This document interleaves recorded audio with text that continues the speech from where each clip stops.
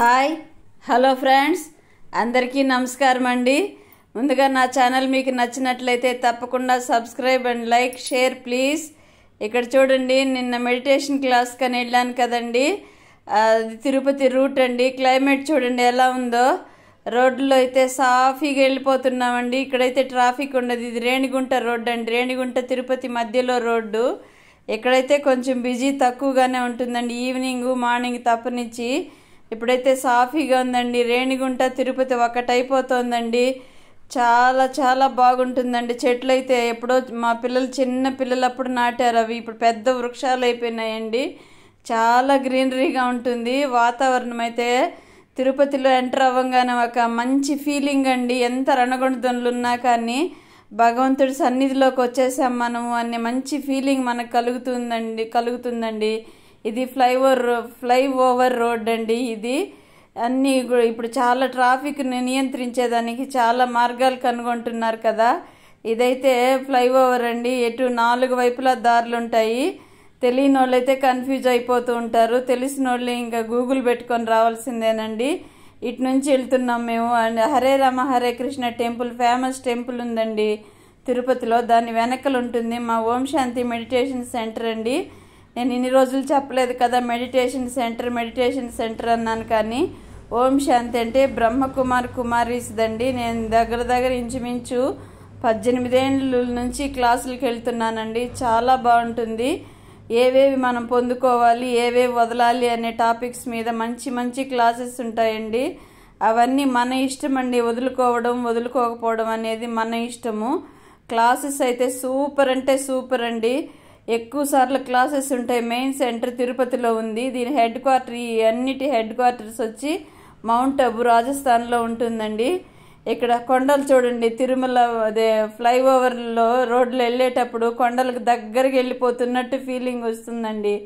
తిరుమల కొండలంతా ఇటు side left side అండి. ఇవంతా చూడండి, కొండలంతా కూడా మనకు వకుళాదేవి చూపెట్టినట్టు.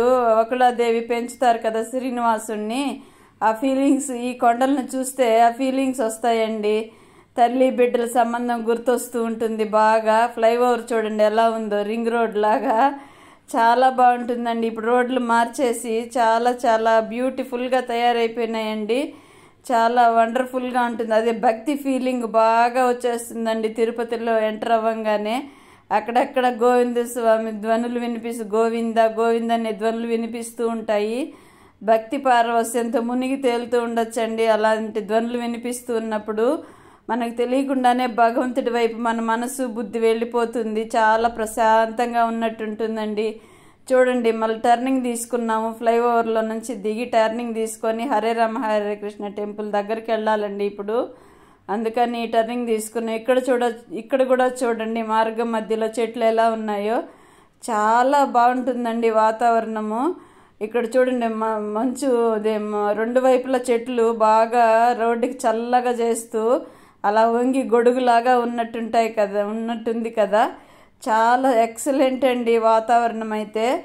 ప్రశాంతంగా ఉండాలి అంటే తిరుపతిలో గుళ్ళు సందర్శిస్తుంటే ఆ ప్రశాంతత చాలా బాగా అనిపిస్తుందండి.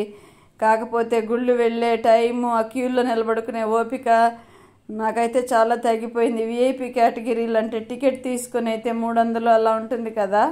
ఆ టికెట్లు తీసుకుని అయితే వెళ్ళొచ్చేస్తుంటాము కొన్ని ముఖ్యమైన రోజుల్లో.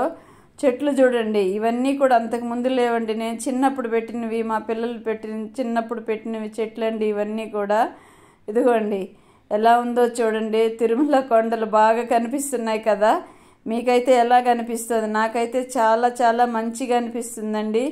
ఇదైతే హరే రామ హరే కృష్ణ టెంపుల్ దగ్గరకు వచ్చేస్తున్నామండి మనము. చాలా సూపర్గా ఉంటుందండి ఈ టెంపుల్ కూడా. అదిగోండి Hare Rama Hare Krishna temple left side ఉంది కదా. దానికి బ్యాక్ సైడే ఓం శాంతి మెడిటేషన్ సెంటర్ ఉంటుందండి.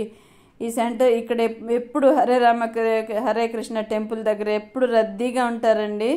జనాలు క్యూల్లో లైన్లో ఉంటారు. ఇదండి మా క్లాసు.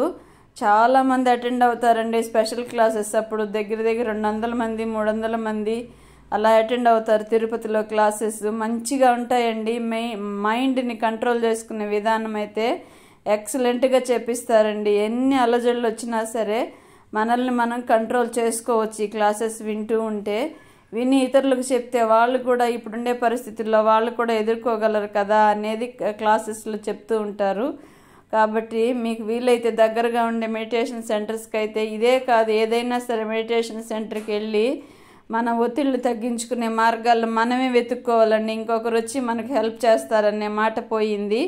నా వ్లాగ్ కానీ మీకు నచ్చినట్లయితే ఒక లైక్ అండ్ షేర్